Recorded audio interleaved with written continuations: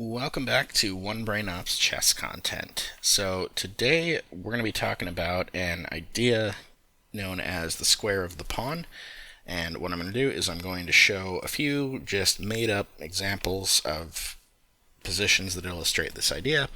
And then I'm going to show a game of mine from a number of years ago that featured a tactic that uses this concept. So, what is the square of the pawn? The square of the pawn is about determining whether the opposing king can stop a pawn that is trying to run to promotion here. So, how do you calculate this? So what you can do is you can just count it out. So in this position, and I purposely placed white's king way out of play here so it's not a factor.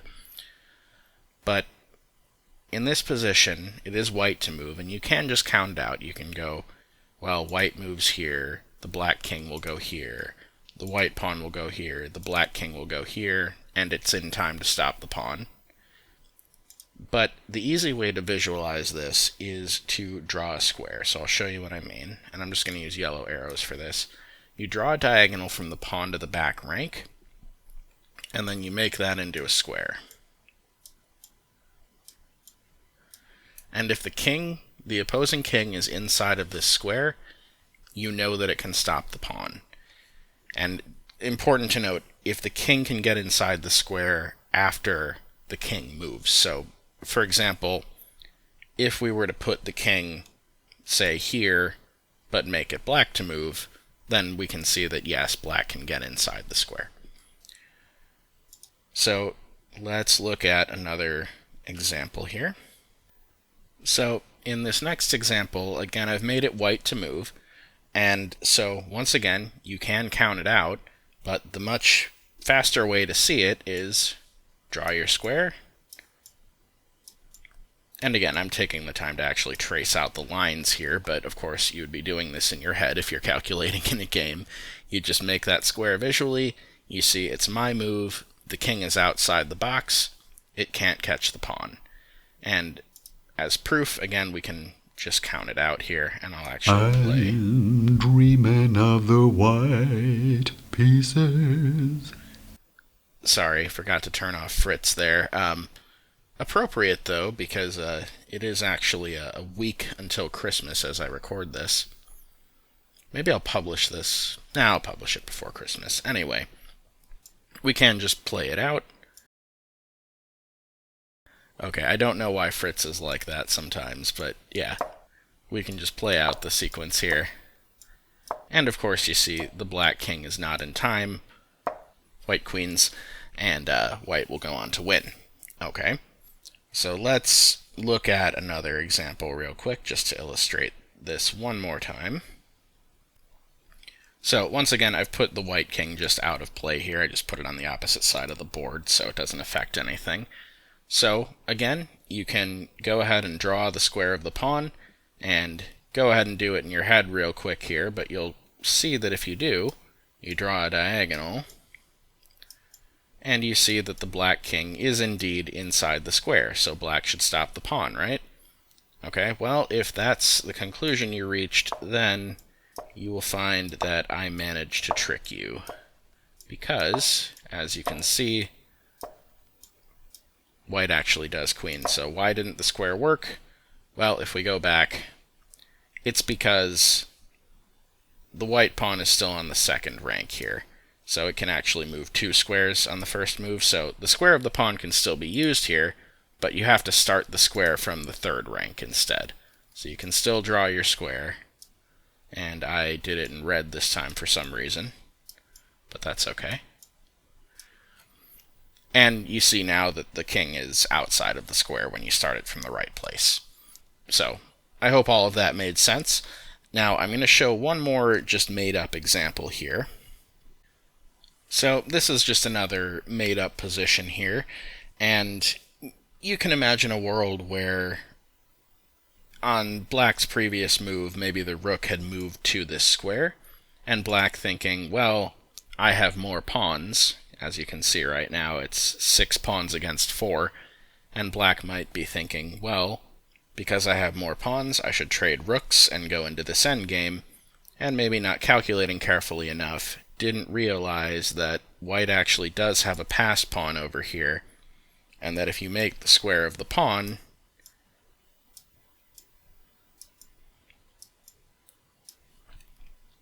that after this rook trade happens, the king will actually be outside of that square. And now I realize I have to redraw it here. But you get the idea, right? And so once again, now the white pawn is actually able to run, and it'll promote.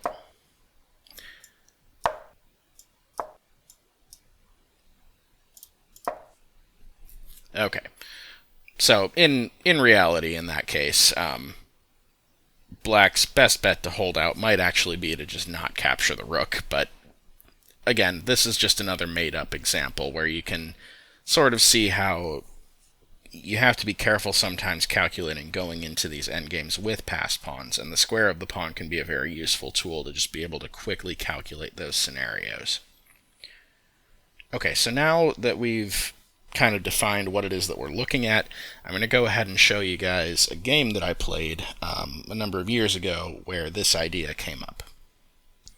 So, this game that I'm about to show you guys is from 2018. It's from a tournament that I played that year. This was actually from the first round of the tournament, and I was actually playing up, so my opponent was higher rated than me. When I say playing up, I just mean I was in the bottom half of the rating group, so I was playing a higher rated opponent to start with. So let's go ahead and look at the game. I had black. So e4, e5. Yes, 2018 I was still playing e5. Knight f3, knight c6, knight c3, knight f6, and d4. So Scotch 4 knights. Interestingly, I will just show one thing real quick here. A lot of people, beginners especially, will play bishop c4 in this position. And I'll just enter that as a new variation. And there is actually a trick here to just equalize immediately for black. If you ever see this, you should just capture this pawn. And the point is that after knight captures, there's a fork that gets your piece back, and black is just equal. White has basically lost the opening advantage. There's also the possibility of bishop takes f7 here, and this gets rather wild, but again, black is actually perfectly fine after just king takes and knight takes. And yes, your king is floating around a little bit, but if you just kind of look at this with an engine and kind of know the next few moves that you need to play, you'll be fine. That aside, the other move here, besides d4, the main move is actually bishop b5, which is the mainline 4 knights. And funny enough, I remember spending a lot of time studying this, and I don't think I ever actually faced it in a tournament game, which is a little bit disappointing in hindsight. And I likely never will, because I don't see myself going back to e5. One of the reasons I don't see myself going back to e5 as black is that I really don't like facing the Scotch 4 knights. I did have a line against it, which I'll show you how I used to handle this opening. This game wasn't a great one for me by any means, but we'll see how I used to handle this line. So pretty much the only move you can play in this position as black is to take the pawn, and then after knight takes, bishop b4 is the best move. And then after knight takes c6, which is what my opponent played here, the engine recommends just taking the knight back, just playing b takes right away. The line that I studied and liked is a little bit inferior. It's somewhat of a sideline, and I kind of like that in a lot of my opening prep, because if you think about it, right, if you're preparing e5 as black, you're not going to see the Scotch 4 knights every game, but your opponent who is playing it against you plays the Scotch 4 knights a lot, so they're much more familiar with the mainline positions than you are, in all likelihood. And so I like going into sidelines in this sort of opening prep, and my sideline is to play bishop takes c3 first. So insert this check. Of course, the queen is not hanging here because it's check. And then after b takes, the idea is that, yes, I have doubled pawns, but white has doubled isolated pawns, so hopefully my weakness long term will not be quite as weak as the one that I gave to my opponent. The flip side of that is that I did trade a bishop for the knight, so I gave up the bishop pair. And ultimately, it's not going to be easy for either player to resolve these doubled pawns, so it's just kind of an imbalanced middle game, and I figured back when I was playing this way that this would give me a better chance against a player who knows the other types of positions better than I do. So, continuing on, bishop d3, and by the way, this line, the engine does say that white still has a very slight advantage here, so white still retains the opening advantage, but it's certainly playable for both sides. So, white plays bishop d3, very natural developing move, castles, castles, and then rook e8, so still all pretty natural, nothing really to complain about. The pawn is now attacked, so white has to deal with that. White goes ahead and defends it. Oop, and I didn't mean to show the next move, but the next move I played was rook b8. And my idea there is just to get on this open file before white does. And the engine now has a bit of a preference for white after the move e5. It says that white is actually quite a bit better there after it has a little bit of time to think about it. And going back a move, what it really wants to do is just play d6 here for black and just stop white from playing e5. So that's probably something that that I should have known, but I guess my prep ended before this point. So, rook b8, and my opponent didn't play e5 here. Instead, bishop g5 is played, which is also a good move, but not quite as strong. With that, though, e5 is now a threat to just win a piece because the knight is pinned. So, got to deal with that. d6, okay, controlling that e5 square. We now get f4, which is, again, threatening to break through on the e5 square. And now h6, bishop h4. And now the next sequence of moves that I played here is not advisable. This was certainly not my best work. It is kind of hard to find a way out of this, though, to be fair. What you probably have to do... So right now, e5 is controlled because, and I'll just show this as a sideline. Say black just wastes a move, right? Just say a5. e5 is controlled because after pawn takes and pawn takes, you can get out of the pin with g5. Point being, the pawn is no longer on f4 to control this square, and so you're counterattacking the bishop. So you do survive this. I don't know if it's necessarily good. In fact, let me check real quick with the engine. In fact, no, it's not. White is actually plus almost 5 according to the engine, so yeah, it doesn't quite work even still, but that's sort of the idea that you can count on here, is that's the way that you'll break this. And the engine does find other resources here. The move that it wants to play is c5. I don't fully understand why that's the best move, but you can play around with an engine if you want. The move I played, though, is not advisable, and that's bishop g4.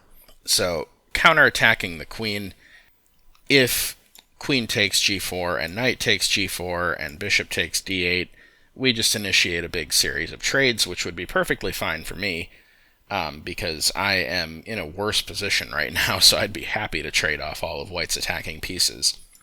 My opponent, though, was not about to do that. So after bishop g4, he just went ahead and played bishop e2, so blocking the attack on the queen. And now he is threatening to go ahead and capture here.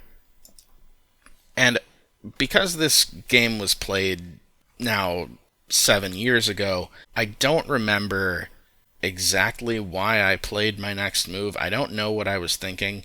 I played the move rook takes e4, and the tactic that seems like it might be behind it only works if this bishop on h4 just doesn't exist. Because at first when I was looking at this game, I thought, well, okay, rook takes e4. Maybe the idea is that after bishop takes, I'll take the rook, and then after queen takes, then I'll be able to take this bishop that's hanging. And I know I'm drawing a lot of arrows, but hopefully you can follow that. There are two problems with that, though. The first problem is that if bishop takes, rook takes, well, the white bishop can just capture back, and so the queen here on d1 will still be defending the bishop out here.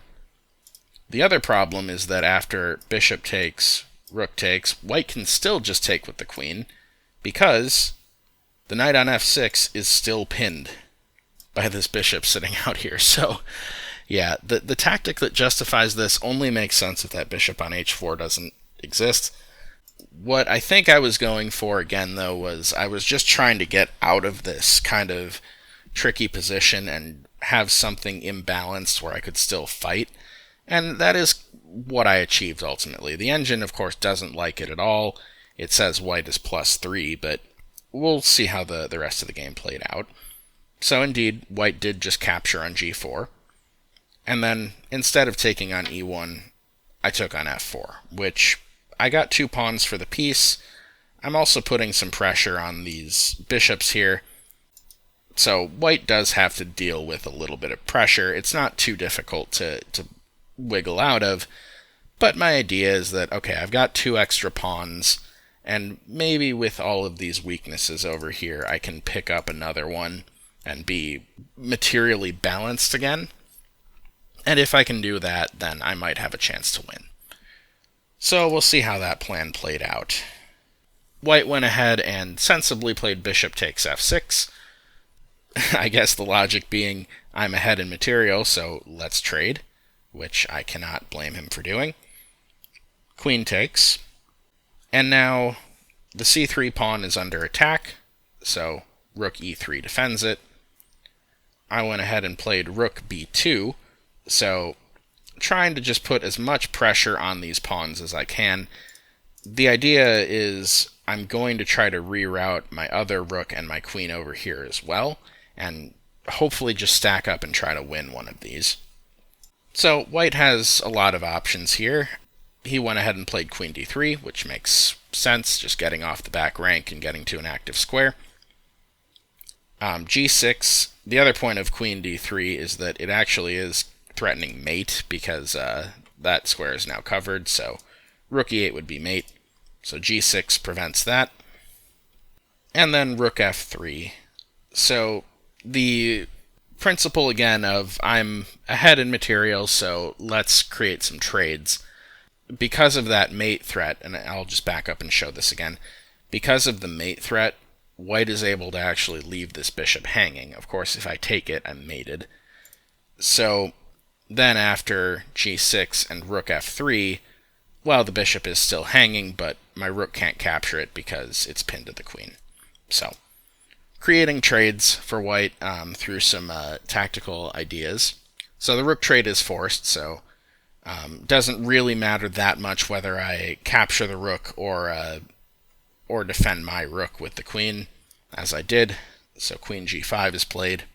And then we get rook takes and queen takes. So now we're down to just a queen and rook each, and I've got 2 extra pawns against white's bishop. The bishop is now hanging, so white has to save it, bishop f3. And bishop f3 does also attack my loose c6 pawn, so I've got to defend that. And I'm able to defend and attack at the same time with the move queen a4. So defending c6, attacking a2. And now I've kind of achieved what I wanted out of this, which is that I've managed to create a position where I've got active pieces, imbalanced, and it looks like I am actually winning back that pawn now. There's not a way that white can actually defend the a2 pawn. The engine still says white is nearly +3, and it's been right around that mark this whole time. The engine's path to victory here is just play rook e1, get the pieces active, and the fact that black's only 2 remaining pieces are off over on the queen side means that white should be able to get all three of his pieces to go after the king, and in order to come back and defend that, black is going to have to make some unpleasant decisions and probably end up trading off the rooks or the queens and leave white with a winning endgame. So that's the correct plan of attack for white. But when you're playing this over the board and you don't have the engine eval, it's hard to know what to do. So my opponent went for bishop e4, which seems like a reasonable move. And it's, again, not a blunder or anything. White's still better. But it lets me just take this pawn uncontested. And it might look like there's a sacrificial idea here on g6. The thing is, I don't actually have to take it right away. I can take here with check first, and then I have time to reroute my pieces around. So rook takes a2 played, and white did not try for this. White instead played rook f1, which is a much more sensible move. And now rook a1. And my whole idea here was that I now have an outside passed pawn. And passed pawns must be pushed, as Irving Chernev would say. So I want to try to force that through, or at least I want to make it as much of a problem for white as I possibly can. The idea is to trade the rooks and try and just use the queen to get this pawn moving. It's kind of almost a forced idea, because looking at this position, white's rook is suddenly aiming right for my king and is very active, and my rook is not doing much over here on the a2 square, so forcing that trade is almost an essential move to make. So rook a1, bishop f3. So bishop f3 is a little bit of a nothing move, just kind of a waiting move. Again, it's not bad. It doesn't change the eval really. It's a plus 0.7, but I'm not entirely sure what the idea was, or at least I wasn't at the time. With the power of hindsight, I think I know what my opponent was looking at. The engine wants to just play a5 now, and just leave the tension with the rooks for the moment. I opted to capture here first, and after king captures, now a5. So get my passed pawn moving. And then this is where my opponent gave away the game. So here, white played the move queen e4. So go ahead and pause the video and see if you can figure out why queen e4 loses on the spot. So I hope you found the correct sequence of moves here, and I'm going to show you, before I actually dive into the actual moves, how I calculated this and how I managed to find the winning moves in this position. So white, of course, is offering a queen trade, and the question is, should I take the queen? Well, if we go into that endgame, the first thing that I noticed is that if I make the square of the pawn, which, if you recall, is what this video is about, if I make the square of the pawn, the king is outside of that. So if I take the queen, the king cannot stop my pawn. It will have to be the bishop. The problem is, after, and again, I'm not going to make the moves here on the board, I'm just going to draw arrows, so try and follow along. But I will show this. We'll go through the actual moves in a minute here. So if queen takes and bishop takes, and I'm going to draw that in red. I'll just make white's moves in red for now.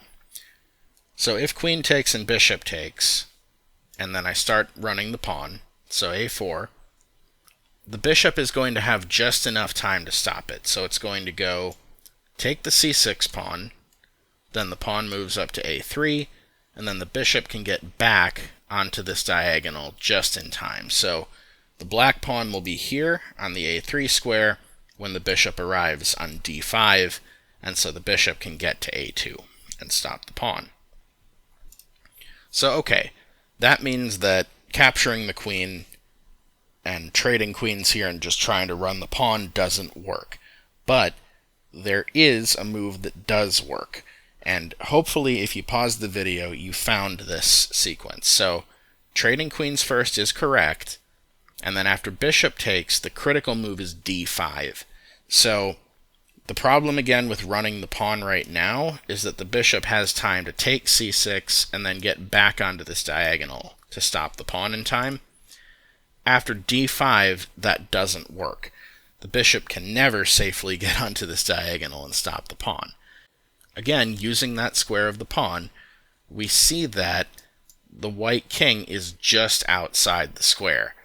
So, because of d5, the bishop can't stop the pawn, and now the king is too far away as well, which means that if the bishop makes a move to retreat, so if it goes to f3 or d3 here, then the pawn can run, and neither the bishop nor the king can catch it.